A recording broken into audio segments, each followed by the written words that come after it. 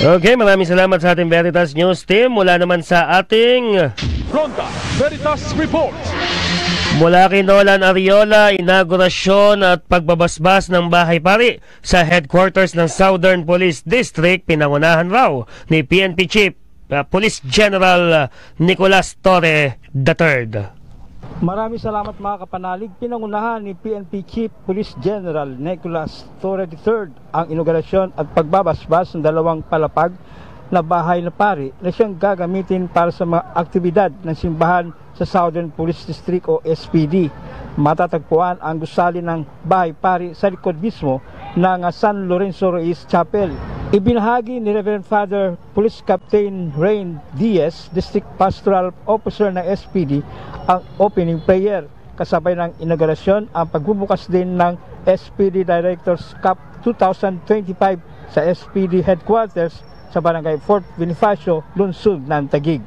Ngayon ang sagradong espasyong ito na nagtitiwala na ito ay magiging masiglang daluyan na iyong walang hanggang biyaya sa iyong minamahal na bayan.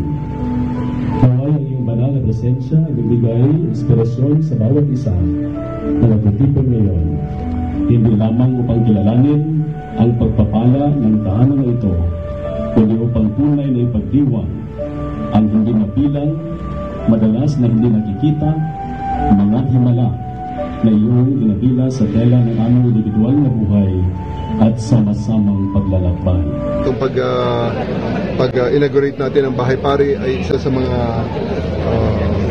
sa mga preventive measures natin. Pinapalakas natin ang chaplain service dahil tayo naniniwala na ang spiritual naman na development ng tao ay isa ring mabuting paraan, isa ring mabisang paraan para may ilagay sa tama at diretso ang landas ng ating mga, hindi lang sa ating kapulisan, kundi sa ating mga kababayan dyan. Yan ang tinig ni General Torre. Isa sa advokasya ng Simbahang Katolika ay ang mapalawak at mapatatag pa ang pananampalataya sa Diyos ninuman at saan man. Para sa Veritas 846, ang radyo ng Simbahan, ako inyong kapanalig, Nolan Ariola, sumainyo ang katotohanan. Ronda Veritas Report.